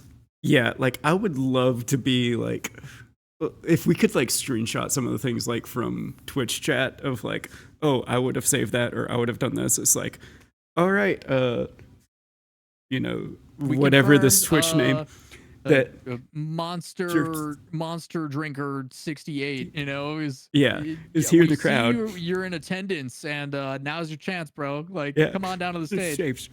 Yeah, like Oh, what would be even God. better is if we don't tell them. Oh, It's just God. like we just like get them down on the stage, just like, all right, you said that you could save this shot. That would never work. Oh. Oh, god, the legal issues would be so it'd be great, but it would never work. yeah. There's got to be something. There's something here with this that we got to do. Oh. Like, So I proposed a long time ago for the RLCS that they need to do a better in arena show. Mhm. I try to attend as many sports productions for that, just to better educate myself about my own craft and how do they approach this show. And the cool thing about traditional sports is they usually have like an in-house show. They make the experience of you attending better. And you saw that last year in Germany with Leaf. He was doing crowd Mhm. interviews. They had some of the content creators come out and answer questions, and it was a very humble beginning of it. And I'm glad to see that they started to do it. But I think there should be a reason for you to spend that kind of money on a ticket and that experience you have in person. When we go to a 5-minute commercial, content pieces are cool. Seeing the Mhm. casters compete and stuff and this and that is great. But for the people in the stands, I wish there was more things of like, hey, it's halftime. You're going to try to shoot a layup, a free throw line, a 3-pointer, half court, and you win a car. Mhm. I wish there was more things like that they did for the people in the stands, because it's just it gets people like, those are stories, those are content pieces, those are things that are special that you can only get when you attend, more than just a wheel decal that Mhm. they don't do anymore. Like, yeah, you have the memories and the stuff along the way, but like things like that they could really build out. And I want to believe in Blast for that. Like Blast, I think as much people harp on them, are doing a really good job despite what they've been given. They were given the bid a month and a half ahead of time. Obviously, Copenhagen's their backyard, so they did a very simple and like even talking with Blast and stuff, they're like, yeah, we didn't realize like there's so many video people and so many content people hovering around the stage. So we can't have stands that close. We got to bring some people back. It's like that's something you would never know Until compared you to do it. Counter Strike, where people are belly up to the stage that they walk out on. And I'm like, honestly, you guys could maybe do that. And I told them, like, the contact that I spoke with when I was in the creator room was like, dude, no, if you want to put people in seats right next to the guys walking out, it's never been done before. It'd be incredible. I would love to see the pros give high fives, and when they walk out of the tunnel, we've seen that in a stadium, in an arena, but like on a catwalk, walk into the stage, they got people next to them cheering and like signs. Sick. Do it. Well, you guys have better cameras than any of the other. Like, we don't need, as long as that footage is made public and Mhm. these teams can utilize it, go crazy. Try something different. I'm down. You know. So it's like they are thinking about things that I'm very excited about. They're making adjustments mid-season. They are actively being like, hey, the seating issue is a problem. Not perfect. We're 13, 14 seasons in. Some of the things that they've been having issues are not acceptable. They've had plenty of years to figure stuff out. But the fact that they're communicating to ask for a feedback form, they're like, there is some really good things that I think Blast is doing, and they have 4 years to figure it out. Yeah. Like I will reserve true judgment until next season's announced. When next season's announced, which it's gonna happen, any organization that's like, we don't know about Rocket League, they signed a 4-year deal, guys. Rocket League's gonna be around for a bit. We'll be okay. Yeah. But I will not completely criticize until I see what they learn from the first year, how they adjust for the second. Because I think it's only fair. Yeah. This dog is pushing against my leg and licking my feet, and it's very weird. Yeah. I Sorry. mean, it is a dog. It's the neediest of dogs. Yeah. I think I don't even know if this is possible yet, technology wise. And if it is, like, this would need to be like a VIP, like, level experience. But augmented reality glasses, where you pull up and you're sitting in the stand and you're watching the actual Rocket League match, like, Yeah. projected. Like, Yeah, and we've, you're seeing the. The league has done that to an extent, I think. And they also project the map from a bird's eye, the mini map on. And Yeah. we've done some stuff like that. I know they've done in the past.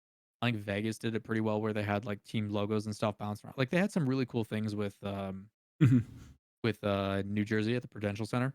And Yeah. a lot of that is based upon if the facility that they rent has the ability to do it. So I'm we talking have full experienced scale. I'm talking Yeah, full scale match. where it's like actual projected and stuff would be super cool. But Yeah. can you tell me honestly that's capable with UE3? I don't know. I don't feel confidently about it, but I do think what they should do, that they could do right now, is tape off a section of the crowd, put a bunch of 3D cameras, and then Mhm. do VR tickets. So like if I have a VR Yeah. headset, I can put it on and I pay for a digital pass, and then I'm sitting in the stands Mhm. with a live feed as if I am there. I think that Yeah. would be so cool. I think that'd be really cool. Yeah. Put a know, rumble pack in your chair like the old Nintendo 64, and like when the bass starts, like it shakes your chair just like everybody. I mean, you heard it in the documentary that we shot for Deleted, and we interviewed Jay Naps' dad, and he was talking about the experience, and he's like, I've been coming to a bunch of these because Jay Naps is the goat, blah blah blah. And I'm like, yeah, we know your son's good, but he's like, the feeling of feeling Alpha Boost for the first time. When you hear that kick off the bass and you hear the spark noise and stuff. He's like, you don't know what that's like until you're there. You can talk about it. You can educate people and be like, yeah, man, you can literally feel the boost. But until you're actually there and you feel that first bass drop, that first like, you just don't know. Yeah. So finding ways to bring more of those moments, I think, is very much so needed. Yeah. When you feel the person in net getting demoed right before like the series goal goes in, like that was something. That's when I was in Dallas last time. We were there. Like that was something that I was like, ooh, this is nice. So It's there is certain things that it's very tough to like. People always ask is like, hey, I'm thinking about going. I'm going on my own. I've never been. Should I? And I'm like, dude, you've got thousands of other people that are also there for one reason, and it's to enjoy Rocket League. So like, go make friends with the people you sit next to, and even if you're a little shy, like, don't be embarrassed. We're all rooting and cheering for the same silly kid car soccer game, dude. Like, we're all Mhm. there to have a good time. And like, who knows? Leave your itinerary open. Who knows what you might get into, or some people that you might meet, or maybe a group of people that you're like, hey, this was really fun. Let's go get food together. Oh, I can't because I have. Try to keep it open ended.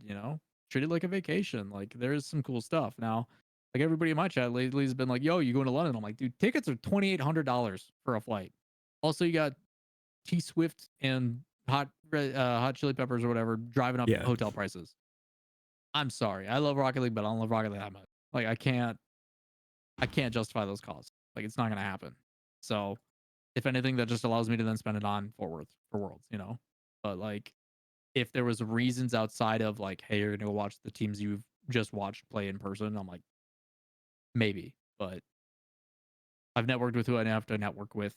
I would love to see my friends, but like, Yeah, who knows? You may find a VIP pass on the ground. yeah, Yeah. yeah. Blast is actually pretty good about that. Yeah. More gushing about them. Like, their hospitality, the way they handled it was incredible. Their team was really, really good. Yeah. For people that don't know that story, well, last time in Dallas, I found one on the ground, walking Chrissy to where Fireburner was at because she didn't know where one of the spaces were, and so that was funny. A little happy surprise. Yeah. Yep.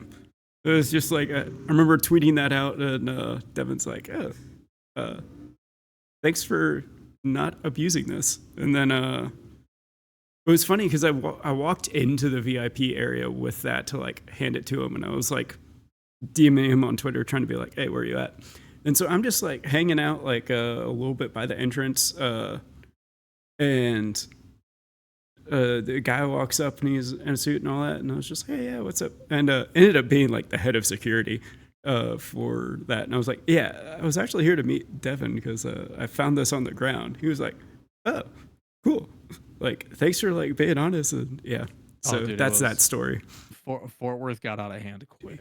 Yeah, Like, it's not that like, so back when like my YouTube channel was doing as well as it was and all that kind of stuff, like, it legitimately would take me 3 hours to go to the bathroom because it's like you just get stopped, and I'm like, I'm not anything near these pro players, the mm-hmm. the musties, the whatever. I can't imagine, if it's like this for me, and so be it. My content is primarily focused on what is the mecca of Mm-hmm. esports, is that world championship. So it's like, I understand it for that reason, but like, again, the reach that these creators have like is unbelievable.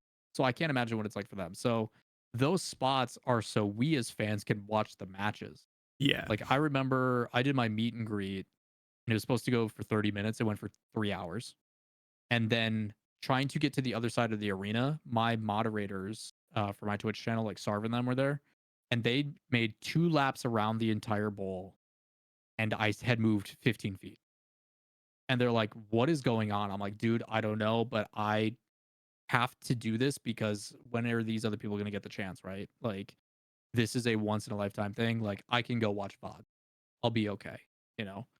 But yeah, it's like those areas are for that. And then it's like you go to that area and you're like, okay, I need water. I need to not talk. I need to relax for a bit. And then there's people who be like, oh, hey, can we have a photo? And I'm like, what happened to this area? This used to be my safe space, yeah, like, it's like, as someone who's introverted and puts themselves in a social setting for those reasons, it's like, it's a lot, dude. It's a lot, and like, very thankful to even have that opportunity. But man, yeah, Fort Worth got crazy. It yeah. was, by the end, I'm like, did they just like cut the ribbon and be like, go crazy, everybody, have fun? Like, it got hectic. It got really hectic. Yeah, from what I heard, there was basically it was just one person tried to get like their friend to pass, and they were like big enough, and then whoever it was that was like in charge of it apparently was just like, oh, if somebody with a VIP pass is saying this other person needs a VIP pass, then they need a VIP pass. and it just Easy trickle scaled. down. Yeah, scaled from there. So They created a crack in the dam, and then the yeah, dam burst the heck open. yeah, It was crazy. Which, hey, I hope they had a great experience. I hope they had a yeah. really fun time. I hope they enjoyed, the side viewing thing and watching Jorby yell Bora during Mhm. Furia. So, like, yeah, it was sick. Yeah, it was. Fort Worth was a really good event. It was. Oh yeah. I wish more tickets were sold. Like there was definitely some empty spots and stuff, but I also think a lot of that is because people were in the atrium and Mhm. exploring, and because I think that was the cool thing about Fort Worth, and I'm excited to go back for those reasons. The venue's nice. It is a Oh very yeah. nice venue. Yeah, there was a. I think during most of the matches that were going on, like there was still probably like maybe 1,500 people like outside the venue, like Yeah. grabbing food or like chatting Oh or yeah. watching the game out like with their friends or Yeah, we you went know. because I didn't want concession food just because I'd like gotten tired of it. So me and a couple of contacts that I had and friends that were there from other orgs and stuff. But like, you guys just want to go, like we went to that breakfast taco place and stuff Oh for yeah. lunch one day and stuff. And it's like on the way there, you just see how many people that are all there for Rocket League just buzzing and like out and about and doing stuff. And I'm like, I'm glad you guys are listening. Like, there's a lot of Rocket League to watch for a world championship. Like, Yeah. by all means, and like it got to the point where I'm like, dude, it's just too hot. Like it's 100 and some degrees out. Like I want to be inside. But yeah, it was awesome to see like that city basically got taken over. It was Oh sick. yeah. Yeah. There was a concert that was pretty good. Uh Almost broke the stage on that. Yeah, because I introed that concert, right? Yeah. As you know, and it was good to see stuff actually come together and the sound and everything came out. And but yeah, Jordan and them, as soon as they invited everybody up, I'm like, that's not a good idea. Like Yeah. that, this venue is not built for that. Yeah. So I'm gonna stand back here. Hopefully Rizzo has learned how to properly crowd surf this time. If I'm a betting man, probably no, but Yeah. I would love to watch and find out. Yeah. So what do you think I guess we'll just wrap it up with this. Who do you think's going to win? Do you think it's going to be one of the French, or do you think G2 pulls it out, or do you think Mina or Sam finally We're wins? talking worlds, Yeah.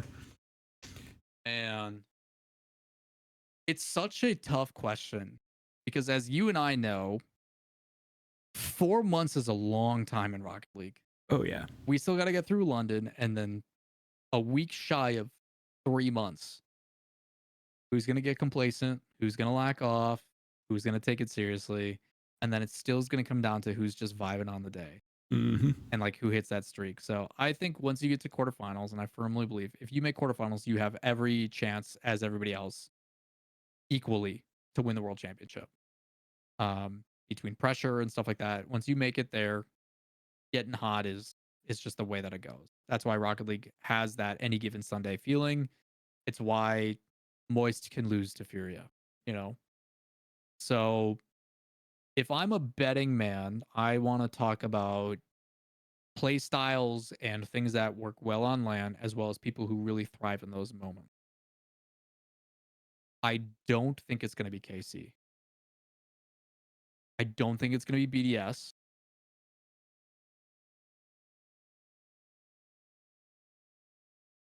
I would love Falcons. Furia doesn't have the defense for it against those top teams, in my opinion. But they have proven to me that they do not want to adjust to the smart decisions. They want a Yeah. full send, and it's exciting, and I love it. It is why they will always struggle in top four. I could see Vitality doing it.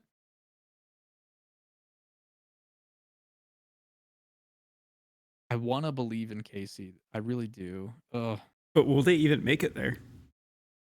Oxygen's not getting top two. There's no. I do think Oxygen is a much better team on LAN though. Yeah. I would hedge my bets to say that Oxygen performs even better on LAN. Like Joyo and Oski, duh. And then Archie on LAN is always better. Yeah. Um It could happen. Mates is doing the same thing they did in the first split, Mm-hmm. where everybody's gonna count them out and they're like, they're like 6. They're like, they're okay. And I'm like, their playstyle works so good on LAN. So it's tough, dude. I think Mates is a good shout. Those boys peak on LAN. They're so good. I could watch Itachi gameplay all day. Hmm. I think the only chance in NA is G2. Like Yeah. no one else holds a candle. Because it hasn't happened, I don't think Vitality is going to win back to back. History will not allow it. So they're out. Gosh. I want to see G2 Falcons final. That's what I want. Yeah. I think that'd be hype. I think that would be the most interesting matchup. No France. Yeah. Yeah. The problem with like French gameplay is for the most part, it's all the same. Yeah. It's like, good. And that's it's why good. it works. It's consistent. Yeah. I think SSG, they're going to upset at least one French team. They've got so. they're like, they're very similar to Furia in the way that they play, but they aren't so hard committed with everybody. It's like if you just, yeah. So much love to Hoxer. Yeah. Like he has a very good awareness of like, hey, I need to take a beat here. Like Yeah. I need to not get lost in this. And to find himself not lost in those moments, I think is very special. Yeah. So on LAN, I do think Space Station will Gen G, I think everybody's counting out. I think Gen G is going to be better on LAN too. I'm excited to see what proper day-to-day game planning with Chrome can do in contrast to others. Yeah. And I'm pretty sure Alu has been transitioned into manager. Mhm. So he's still going to be able to operate. He's still going to be their hype guy. He's still going to be able to push them forward and be involved in that. But now you have two people doing the job of one, which I think is great. So Yeah. I'm excited to see how Gen G performs. And I think even with people usually playing lesser on LAN, while Gen G has been, I think, my assessment, they're trying to become a three-headed rotation. I think they're trying to become first killer, less on the ball hawk. You are part of a system where everybody is involved, everybody is lethal, and that takes time. Yeah. First killer's got years of habits to break down, you know, and that's why I don't think he's been all that impactful this split, and that's still enough for them to be top 8. So Yeah. I would like to see, you know, another few weeks on LAN where everybody regresses a little bit. Maybe, hey, the rock kicks out to him, let him go for a double flip reset. I don't give a, you know, let him go, Yeah. let him pop off, you know. And maybe that instills some confidence, and then they really hit a stride. I could see it. I could, yeah. You know, I have been conditioned for years to not have a care about who wins. Yeah. I genuinely do not. As long as it is two separate regions, I'm happy. I never want two of the same region playing in the final ever. That's the only thing I care about. Yeah. I would agree with that. I think G2, if we're talking like the best from each region, I think G2 is still clearly, when it comes to international play, Most consistent. yeah. Yep. But I think they don't have that extra 1% to overcome a team that's just as consistent. You say that, but we did get that out of BMO and Daniel in Copenhagen. Like Daniel had a worldie. Oh, dude. yeah. Daniel played incredible in beast mode. There was certain times where I'm like, man, they need that X factor. Otherwise, they are going to lose. They are equal right now, and they need that special sauce to be like, you got to hit that shot, and they did. You know, like Zen was 1v2ing them in that semi. Yeah. Like he would literally 1v2 a challenge and push through for a goal multiple times. Yeah. And But I think that's win a 7. I think that's more on Vitality not being ready than it is G2. I want to believe. But I think G2 still has the best chance from NA. I think I honestly want to go with Vitality if they get in form, because they've done it once. Some new stuff. Yeah, they've been trying some new stuff. It's worked out, but people have kind of adjusted to it. You know, I love Alpha. Alpha is one of my favorite pros, and I'll admit to it. A lot of respect for that kid. He has, and I, through talking with him, he and I have talked. He's like, "Yep, we're trying stuff that's a little bit more risky, a little bit more aggressive." And I'm like, "It's because they recognize you can't play safe. Yeah, these other teams will play without consequence and just punish you for it. So either you also take those risks or you fall behind. And that's why like you see some of those teams like LG come in and be like, "Hey, we're going to play relatively same system, demo heavy, so on and Mhm. so forth." But they get punished for it. So they regress, sit back a little bit, and then they lose anyway. And it's like, no, you guys have to Yeah, go you take have those to full risks. commit. It's why you can go to 5 against Vitality. Like both Yeah. teams are playing risky and it opens up chances. So yeah, I'm excited to see. I think the teams that are being sent this time are very good. Yeah. I think London's gonna be great. I can't wait to watch party the heck out of it and just lose myself in it. I'll probably like bring my setup down on my couch downstairs and like TV projection up top and have some fun with it. But like, yeah, I'm very interested to see how London goes. Yeah. The biggest one I want to find out about is it basically is going to provide insight on if the thought process that I have about the way certain teams are and approaching and stuff. It'll either be like, nope, completely off basis, or okay, I'm on the mark. Like I'm excited to see how this goes. But you and I both know, like we can pick favorites. We can talk about history and this and that. Comes Yeah. down to the weekend, dude. Yeah. I want to see Furia and SSG play. I'd like that. I want to Uh, see Furia and OG play. Honestly, I don't think that's going to be that fun of a matchup. You got I pure think offense it's. for absorb pressure counterattack. Give it. I want it. I would. I don't think OG's playing pure defense anymore. I think they They're starting to finally. move to the midfield, but Yeah. they struggle against teams that are overly aggressive. A Yeah. team that can match their pace or beat them off the ball, because like Furia doesn't sit still. Yeah. They go ape the whole time. Like it's insane. They constantly hold boost. So like seeing that evolution and them being like, okay, we're getting boost denied, not by choice. Like that's Mhm. just they need that much to play the way they play. How do we stop this? That methodical, that big brain moment. Like I want to see them push to that and see how they adapt. I also assume Nolly's going to play significantly better this time than he did last time Yeah. because he had an off tournament. He did not look. Yeah. And I know he's better than that. I've seen him play significantly Oh better yeah. than that in London. Like Hmm. so, I want to see how that goes. Also, if this London crowd treats Calm the same, Hmm. we'll see. But Honestly, I don't we think so. need it. We need a heal in the in the community. We used to have But a few. yeah. But they became more mature and realized it's not fun being berated on social media all the time. So Yeah. I don't know. I don't know who's gonna win, man. I think when it comes down to it, it's who performs best on the day. I feel like I can get a majority of people in the top 8, but once we get top 8, dude, that's a coin flip, Oh yeah. and I love it. Absolutely love it. We talked Copenhagen, right? How many best of sevens? We had 3 best of sevens Hmm. go the distance, and it's like, okay, it could have been Falcons just as well as KC. Could have been Yeah. Genji just as well as Gentlemates, and Gentlemates won the whole thing, also going to 7. Yeah. But that's also the mates play style. So, like, Yeah. I think that it's teams are starting to realize they need more of a playbook, and you can't just play one way. Like Yep. you need those adaptations, but it also it we're entering into that era where it's really starting to matter thinking about the game and not just feeling it out, because the big thing that I see the difference between these teams that are making it to top 8 consistently and such is they are predictable to a level that the other teams aren't below them.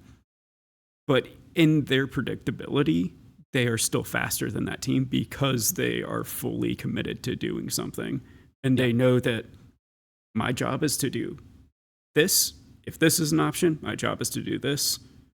And if I can't do that, my job is to just rotate out. because how it works, right? Like Yeah. we for so long have been on the precedent of mechanics reactionary gameplay. Yeah. And now we are going back to you have more time to prep and prepare strategy, set pieces, things of that nature, which by doing that takes out the hesitancy, which then goes back to quick reactionary Hmm. default go. Yep. So it's like in and of itself, it is just emphasizing the thing that makes Rocket League so awesome, which is that pinch could go a weird way, that shot could happen, but like if that guy's already pre-jumping, how do you save it? Yeah. You can't. You literally can't. Yeah. So that's dope. Yep. Rocket League's sick, man. It's a good game. Yeah. I just wish more people would watch it and support it. You know. Yeah. I think hopefully with some of the content I'm coming out with, the depth of it gets explained enough that people see more than just, oh, this guy beat him here. It's like, obviously not going too far into it, but I think with this next video that I've put a lot of time into, we're gonna finally be able to have like that NFL red zone type discussions. So I, as someone who makes content on the, the scenes, I hope people support it. I really do, because there is definitely a hardcore audience that really cares, that will tune in every single time. They will be there as soon as you hit start. And I think that stuff is important to better educate and to better encourage. And I hope you don't get deterred if the 12 to 16-year-olds don't take investment in it, like, oh yeah, 'cause I'm I not think expecting them to. yeah, it is super interesting. It's super important. It will help so many people. And unfortunately, so many people get deterred from it because it's not what the majority wants. The majority wants, this new car is insane, all caps. Oh yeah. And then it's ranked twos, Oh yeah, but nobody talks about that when they're talking about the grades. Like everybody mentions Halfway Dead. Yeah. In rocket science, it's like, oh, you want to learn the like deep technical side? There is one person to go to. Yep. Yep. Well, cool. It's been a lot of fun. Is there anything that you want to say as we sign off, or? If you guys don't already, subscribe to JC's channel. If you guys are watching this, support the man and everything he does. If you are a organization and you want to be better and your team wants to like run better, hire JC. It is literally his job to make your team better, and not enough of you are taking advantage of it. So give the guy opportunities, please. Yeah, That's all I got. Yeah. And definitely go drop a sub on Twitch. And by a sub, I mean 1,000 at least every time you see him. So, and he's live, what is it, almost every day? So, Too much. yeah. Too much, not enough. Whatever you want to go with. It's all the same. Yeah, so definitely go drop a sub. Thanks for coming on. It's been a really fun conversation. This went way longer than I expected, and it's been fun every moment.